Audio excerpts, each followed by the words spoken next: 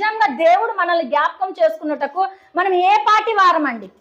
చెప్పండి, ఏ పాటి వారం? ఎందుకంటే ఆయన చేతులతో మనల్ని సృజించుకొని ఉన్నాడు కాబట్టి.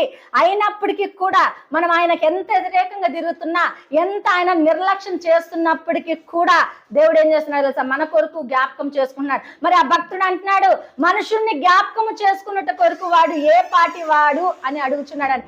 నిజంగా మనం ఏ పాటి వారం అండి?